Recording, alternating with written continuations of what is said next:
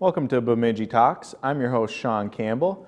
I'm here with David Quam, and we're going to talk about the Forest Education Center today and the fire tower at the Fairgrounds. Can you tell me a little bit more about the fire tower there? Sean, I have to go back to 1894, so you have a relative idea of why the fire towers came to be. I think it was 1894. The Hinkley fire, which is well known, there's a Hinkley Fire Museum that has a really nice video on this. All fires start small, but you don't notice a fire unless somebody sees it. Hinkley fire started small and got bigger and bigger and bigger. And you have to remember, in 1894, the population was sparse. So you could have a huge fire and nobody would know it until it got really big. And that's exactly what happened. Now, there's something called a fire triangle. There's three sides to a fire. Now, they say there's four. First, you need oxygen, fuel, and heat. Take any leg of the triangle away, the fire is going to go out. Now, they say there's a fifth, which is chemical, which I don't understand yet. Well, this fire got going and it built up so huge, it was sucking oxygen out of the air to keep it rolling. It started moving about 40 miles an hour. You could not outrun this fire. That's how big it was.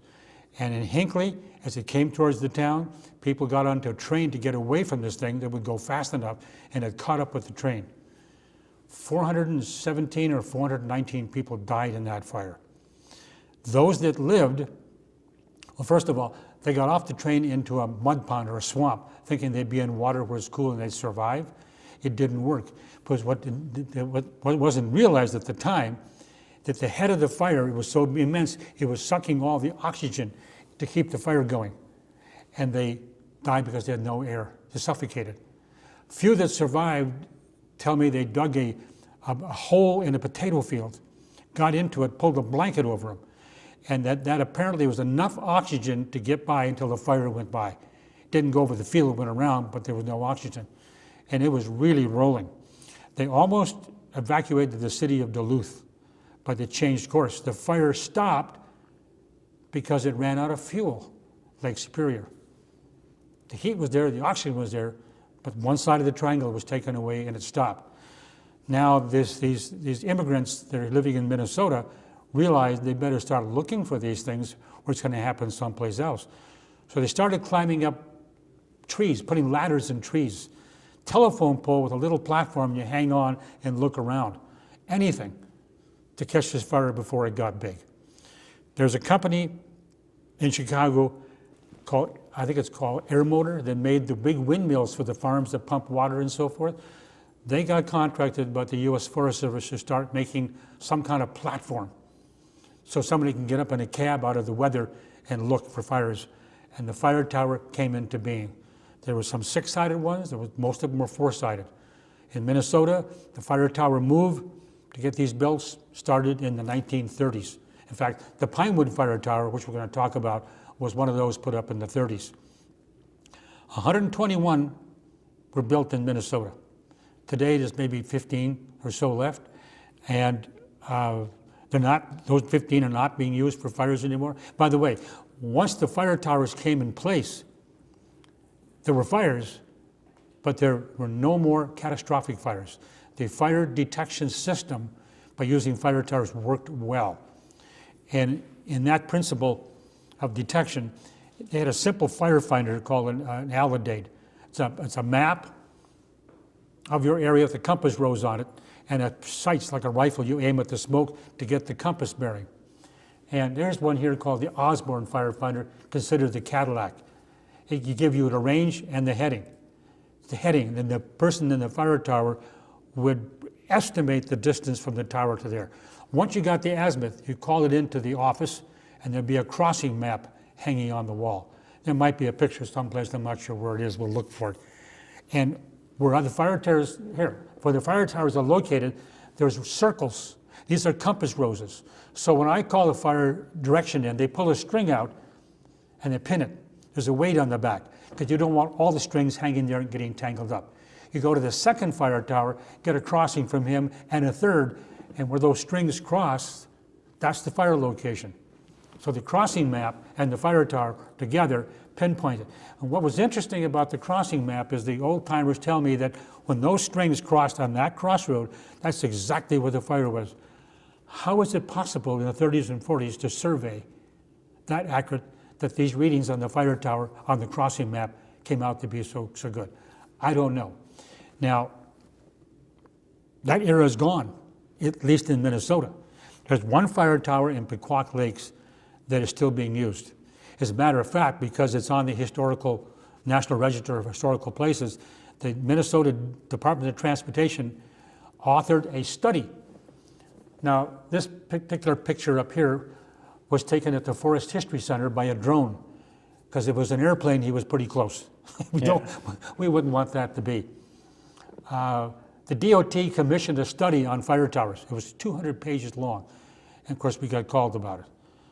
Now, fire towers like this, they all look the same. But they did a job, and it was an important job to keep these big fires. Well, they had the Cloquet Moose Lake fire. The whole town got wiped out. But once the fire towers were in place, that was a piece of history, so it did the job well. And you asked me a question about the Pinewood fire tower, I think it was. Yeah, can you tell me a little bit more about the history of the Pinewood Fire Tower? Put up in the 30s. I did a video of a lady that worked in that fire tower, Rosie Kopang, worked there for 22 years. I happened to have a VHS camera I borrowed, and I heard about her and this tower, so I drove over there to see what it was about, and I asked her if I could come back to an interview, which I did, and I put it onto YouTube under her name. And she told me that this fire tower was scheduled for demolition. Not many people want to buy a fire tower to have in their backyard, but we moved a few of them to the Boy Scout camps, have got a couple. Now the Pinewood Fire Tower, I went to the DNR and I said, I'd like to move this tower before it's demolished or do something with it. Give me the chance to do it, and the cooperation was incredible. We want to save it too, but we can't. So I went to Buzzell Township and I said, would you like to have the fire tower where it is and turn it into a campground or a picnic area or a park? And they loved the idea. I said, go check with your insurance company before you do this, and then give me some numbers and let's see if we can do something to help the township. And they did, and they called me back and they said, we can't afford this. The increase in our insurance is more than our annual budget. So I said, okay. I tried to get it there. So then I went to the Beltrami County Fairgrounds. I went to the board meeting and I introduced myself. I said, I'm kind of a fire tower buff, and I belong to an organization, which we'll see a web address later, Forest Fire Lookout Association. There's about 1,000 members. Beautiful colored magazine on fire towers. Sounds kind of funny, a fire tower is a fire tower is a fire tower, but that's not the case. We'll get into that in a second. And I told them what I wanted to do, and they said, you have to be a fair board member. I said, okay, what do I have to do for that? He says, $5 dues. So you got a good thing going here. So I gave my $5, and now I'm a fair board member. Told them what I had in mind, and I'd like to have a resolution here to do this. The whole board has to accept it, and then I'll work on it. And they did. Go for it. How am I going to move a fire tower? Well, I found a gentleman by the name of Mark Zeller, who has taken several down and rebuilt them.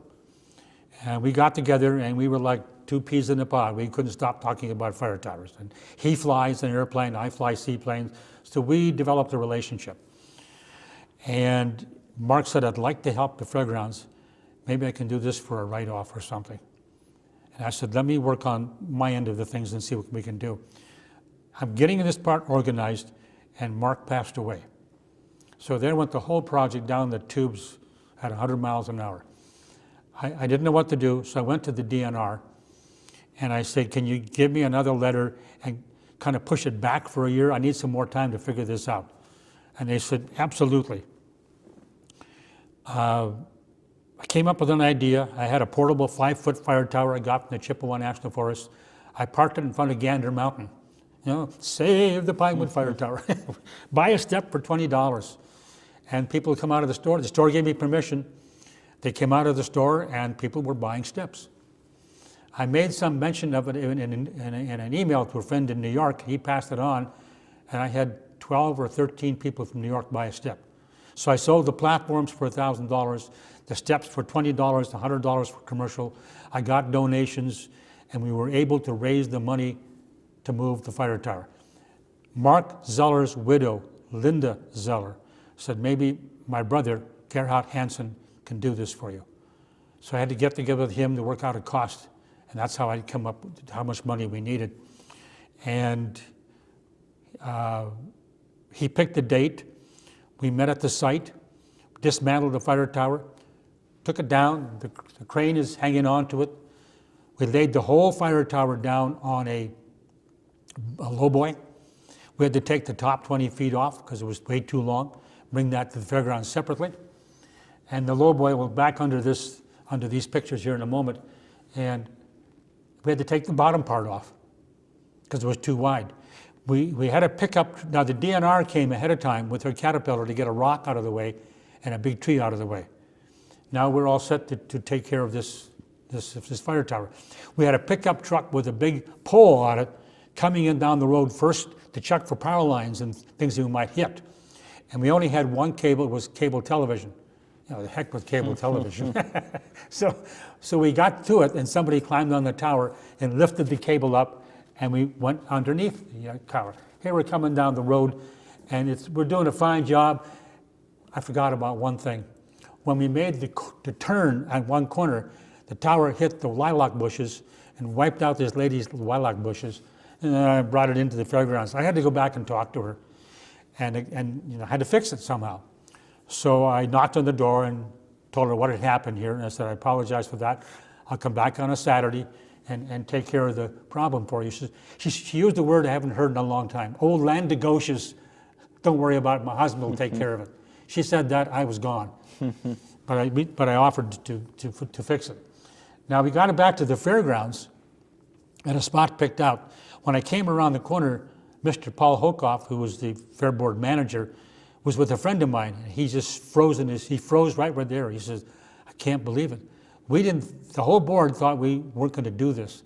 And I come around the corner with this thing. Surprise, here we are. And everybody was delighted about it. To have this as a whole new piece here at the fairgrounds.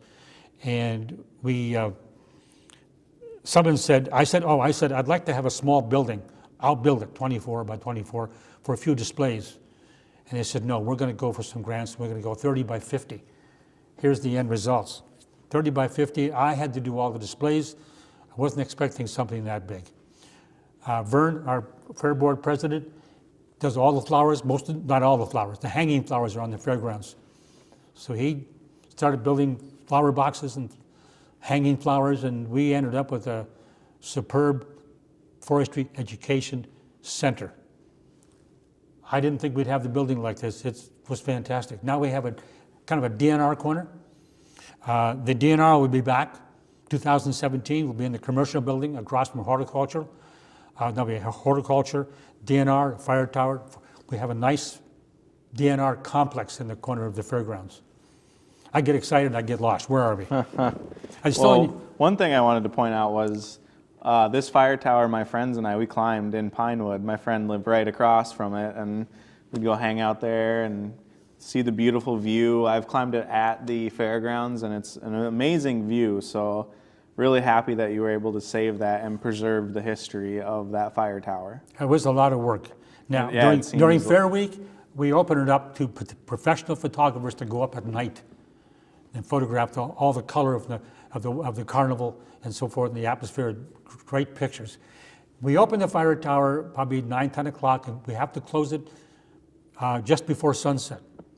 That's our instructions that came from other fire towers in the rest of the country. You can't see that well. It started getting dark out. And of course, if you hear lightning someplace in the distance, then we shut it down. Yeah. Marty Draper took this picture for the Pioneer. He was going down Highway 71, and he said, stop. He said, there's going to be a great sunset. And he waited 10 minutes, and he got this particular photo. When we opened the fire tower, we needed people to watch over the fire tower so too many people don't climb at one time. It's a safety issue. We don't want more than 4 adults on a stringer of stairs, and we want to spread it out. So we say 4 adults, 170 pounds, is the amount of weight we can tolerate. And it's also a problem of space in the cab. You can't get a lot of people up there. Now, somebody has to be at the gate to do this and control it. And thank goodness we have the Bemidji Lions who have made this a project. And they come out and volunteer, sometimes 2, sometimes 1, and they control how many climb. And when you come down from the fire tower, you get a 1937 squirrel card, which I've updated, but still called a 39. When people used to visit a fire tower, the fire tower person up there would give these fun cards to the kids. It said something like, I should have had a sample. It says, you're now a member of the Ancient and Honorable Order of Squirrels. And the kids love it. We give it to everybody. And that's how we count how many people climbed. We had a counter, but everybody forgot to use it. So you hand out cards. I put 1,000 in the box. We're averaging over 1,000 people during Fair Week climbing that tower. And the reason I know it, my box is empty. I got to go get 200-300 more. So it's a big hit. And it's part of history. Awesome. So you said that people who paid for the steps are essentially what were able to get it to the fairgrounds, correct? Well, who paid for the move of the tower to the fairground? Well, the bottom line is, getting the fire tower was totally my responsibility. No money came from the county, the Fair Ag Association, or a grant, or nothing. It's either I made it fly or it's going to flop. And I did a lot of street walking. I went in some places looking for donations, and they couldn't wait to give me a donation. I went to other businesses, they asked me to leave by the back door. Not literally, but that meant the same thing. I had a goal to meet to be able to do all this. And ads in the newspaper, Grand Forks Herald, Bemidji Pioneer, websites, word of mouth. And when I raised enough money, wow, that's when the whole thing started. I didn't want to start the project until I had the cash in the bank. So the money came from all private funds to take care of the money.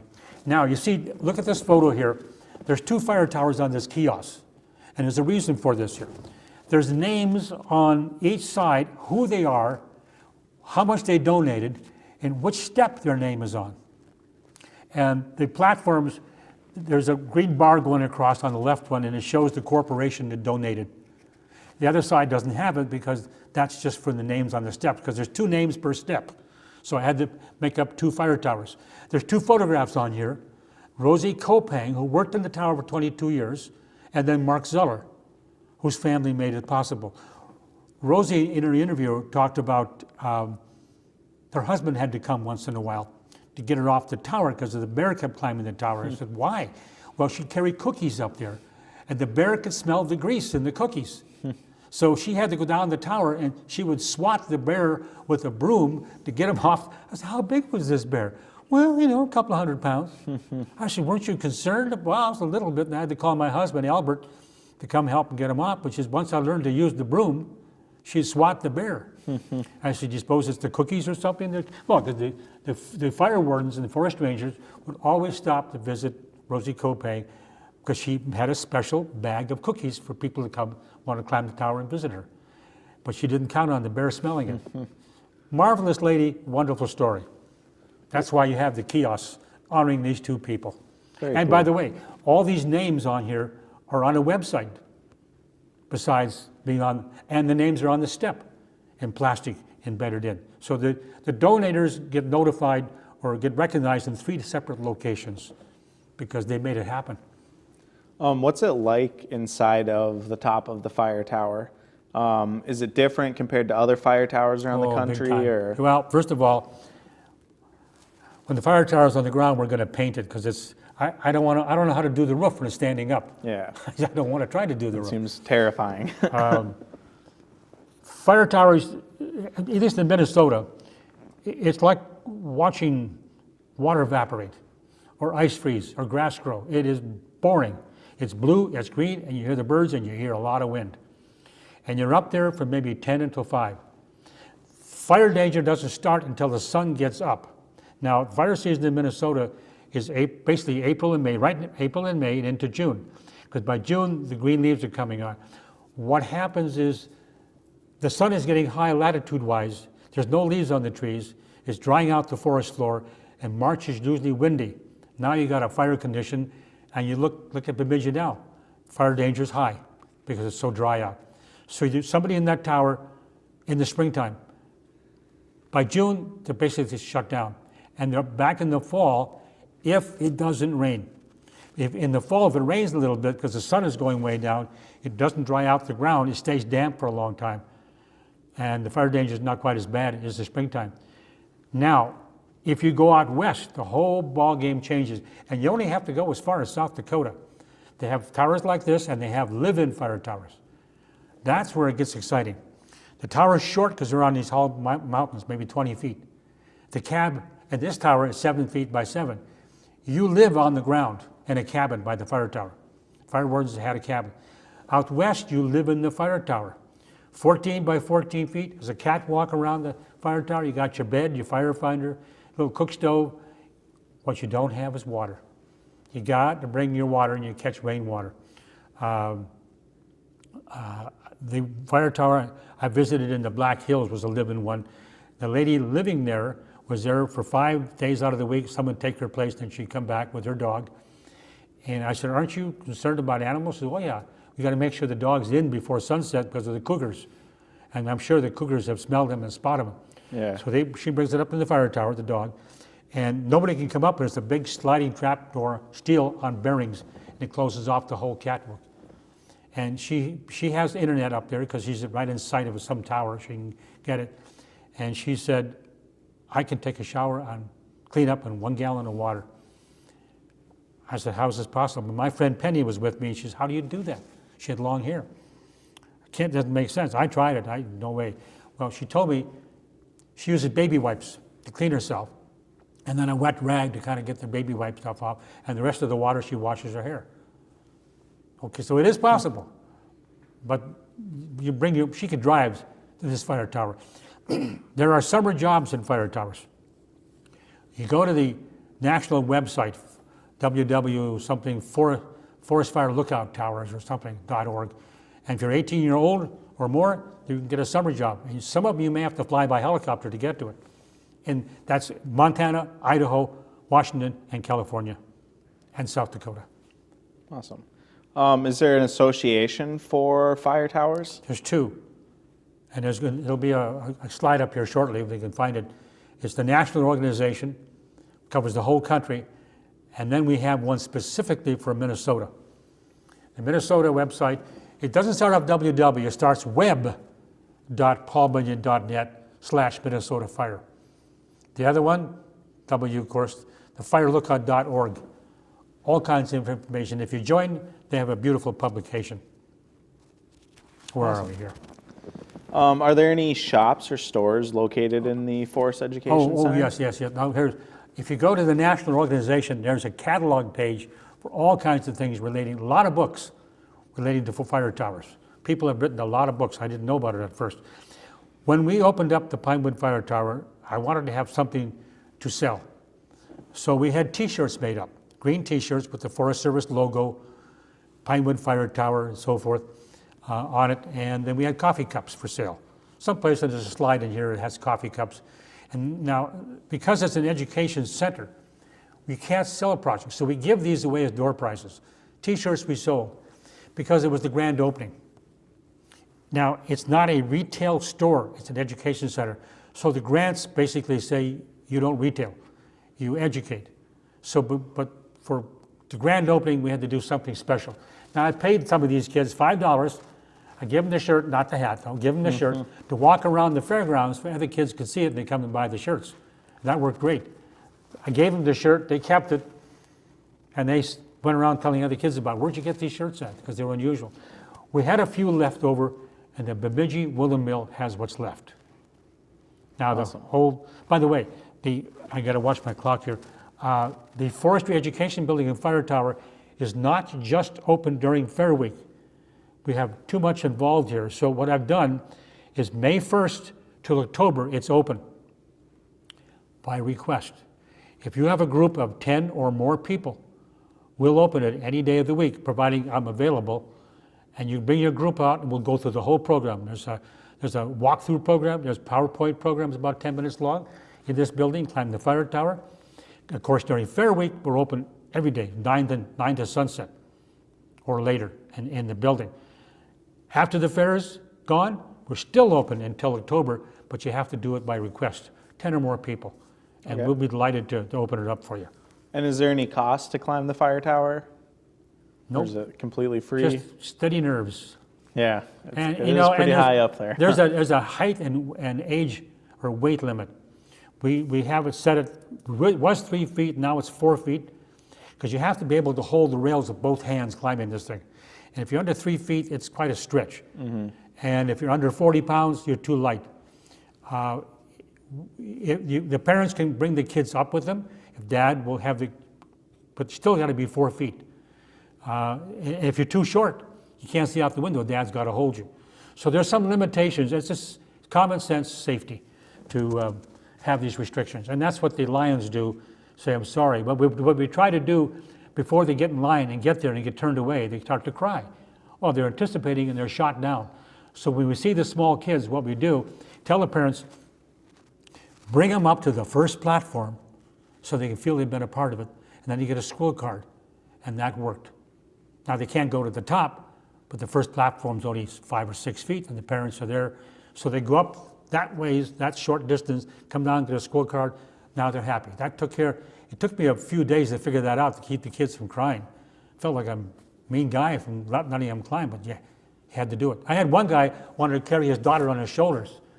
Oh no. That's a big no. Yeah. We had to, and unfortunately, we have a individual weight problem too. We have a limit of 250 pounds. It's a safety issue. I've never had to tell somebody you can't climb because of your weight. I've just got my fingers crossed to read the sign. I don't have to say anything. So has there been anybody that started climbing it and then it got too high for them, so Oh, they yes, turned back yes. down? Oh, gee, what do you do when you freezes? My one lady, I'm thinking about it ahead of time. What am I going to do if somebody freezes on the fire tower? And as I'm thinking about it, I look outside and there's a woman standing about halfway up, standing there. And I don't know, so I asked, are you okay? She says, I can't go anymore. Well, come back down. I can't come down. So I went up the fire tower, stood behind her. I said, turn around, go down backwards. I'm right in front of you. And what I learned to do is ask them questions so they don't have a chance to think about what they're doing. Keep asking questions, step back, keep stepping down, keep asking questions. Pretty soon they're at the bottom and didn't realize it because their mind's on answering the question. Works great. I've only had 3 people freeze in the last 4 or 5 years. Awesome. How's your time doing? We're just about out of time. Will we see you at the fire tower this summer? I'll be there, and if you call in advance before the fair starts to make a reservations, I'll be there. I'll be there with volunteers to help me in the building, retired foresters who have a lot to say about the past, which is really interesting. Come out to the fairground. Bring the kids to the fairground. That's memories. I can't believe that people don't bring their kids out. That's a lot of wonderful memories. Yeah, it is a lot of fun. Well, David, thanks for joining us today on Bemidji Talks. Until next time, make sure you keep watching, and we'll be right here on KBSU Channel 17. Thanks for watching.